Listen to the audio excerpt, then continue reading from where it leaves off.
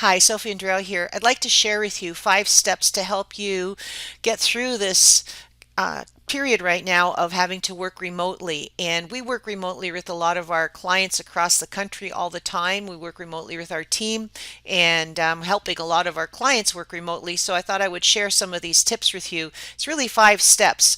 VirusEconomics, we're going to get through this. We're going to come out the other side stronger. But here's how you can help your team work remotely.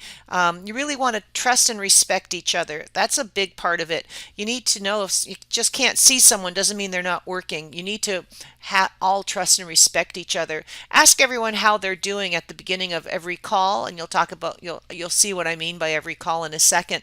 What I mean by every call is schedule virtual meetings. You need to schedule virtual meetings. So short, frequent touch points with your clients. I have a couple of my clients now, or a number of our clients, set up with virtual meeting capabilities so we can talk to each other throughout the day. Have short team meetings, maybe a coffee break together. So bring your team together at least once a day. You should all try and come together to plan the day. I suggest you do it first thing, kick it off, maybe late at night again to close it down depending on your work cycle. And then if you have internally like operations groups that have nothing to do with other team members, they should have separate team meetings or separate operational groups. So set those up ahead of time so no one is being disrespectful and saying, I got to meet with you now. Have those set throughout the day on a frequent basis and make it part of your world. Then collaboration tools. Just because you're working at home doesn't mean you have the tools. Make sure you have a proper headset. If you don't have a headset, when you're going to do the next thing, which is some of the virtual meeting tools, you're going to find feedback. You're going to find you can hear other sounds in the house. You're going to find that it's just not working for you. So you need to have a proper headset. And once in a while, you do want to see each other. You want to dress up and look respectable because it makes you feel a little more productive, I feel. So have a good camera set up so you can talk to each other, you can still see each other in the eyes, and you can still use your headset to communicate perfectly. And then establish a designated work area. Well, this is my office anyhow, so this is my designated work area. And set hours and stick to them. Set strict hours. Just because you're working remotely doesn't mean that you're going to start working at 2 a.m. If your clients are working from 9 till 5, you want to work from 9 till 5 still. So think about your set hours and make sure you're setting those up. Choose a virtual meeting tool. Choose virtual meeting tools that work for you guys. So some of them are Google Hangouts or Google Meet. They're two different types now. Google Hangouts is free. It's still mainly available. You go to your Google Calendar, you click on, well, I'll just show you. Another one that a lot of people are using is Zoom, and another one that is really simple to use and it's free. And if most of your team members are already on Facebook, you may want to just create a Facebook group with your entire team and do video chats. So that's another way of really communicating simply with your team. So all of those 3 ways work beautifully. And then choose a collaboration tool. So you want to basically have a list of what everyone is working on.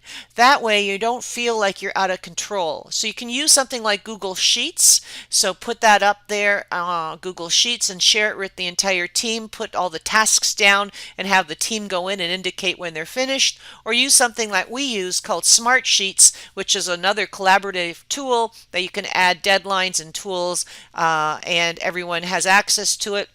And so let me show you a couple of these tools. So these are things that'll help you flatten the curve. Zoom versus Hangouts. So some of the collaboration tools I used to use, I used many of them. Join Me is a good one. GoToMeeting is a good one. WebEx is a good one. But here are ones that I find that we're all leaning towards, many of us these days. Google Hangouts, which is free. Or Zoom, which has just a little price tag to it starting at $15. So it's up to you. And so you can pay $15 a month or have it free on Google Hangouts. The limitation on Google Hangouts, the free version, is if you need to have a team less than 15 people. The Zoom option has you can host up to 100 participants. I happen to have Google Meet because we happen to be using the G Suite tools on Google. So if you already pay for the G Suite tools on Google, then you automatically for free have Meet, which is what we use, and we can host up to 150 people on our Google Meet. So you need to decide, is it Google Meet or Hangouts if you have under 15 people, Meet if you have over 150, or maybe Zoom. One of the things that Zoom does that the other ones do not is it happens to have the ability for group collaboration, group Zoom meeting rooms. I kind of really like that. Zoom meeting rooms. If you need to all be part of a group and then you'd like to have breakout rooms, you might want to consider Zoom.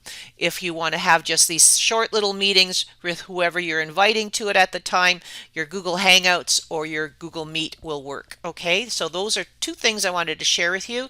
This is what Google Smartsheets looks like. So Smartsheets is something that we use to track our daily projects. So I'm not going to show you whose clients they are or which clients they are, but what the team will actually do is we'll indicate what our projected hours are for that client, and then the team goes in and indicates their actual hours worked.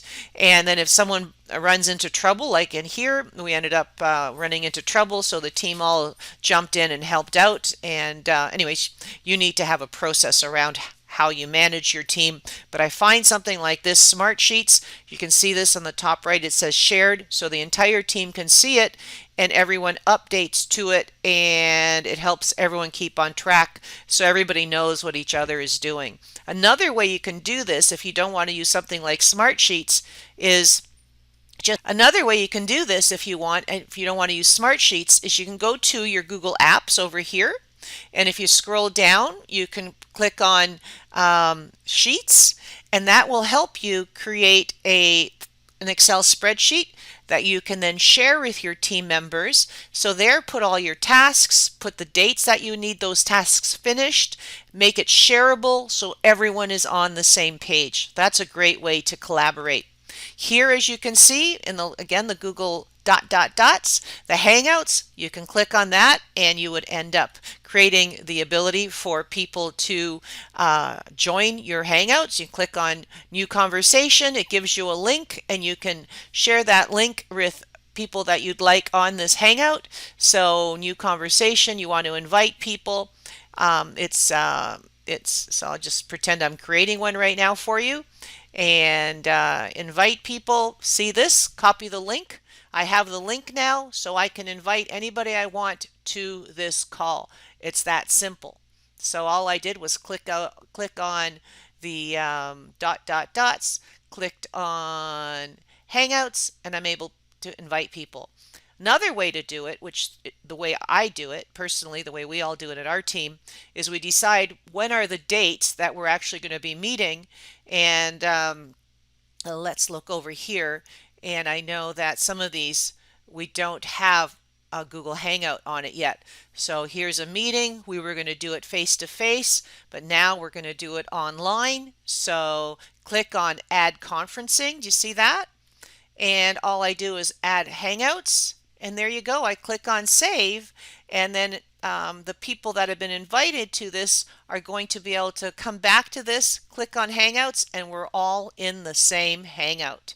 So I personally like this. If you're going to have a number of different meetings, you're inviting your team to it, go to your Google Calendar, plan out when those meetings are. Remember I said you need a coffee meeting with the entire team, invite the entire team, click on Hangouts. Then when they get the invitation, they are going to come here. So let's look at one that I've been invited to tomorrow or the next day. I click on here and I look at this one here. We've been invited to it. I click on this, I click on it, and we're all part of the same Hangout. It even gives you a phone number. If you don't have a headset and you'd rather call in, people can call into it instead. So there's a lot of great ways to collaborate and make sure that your team is working well together.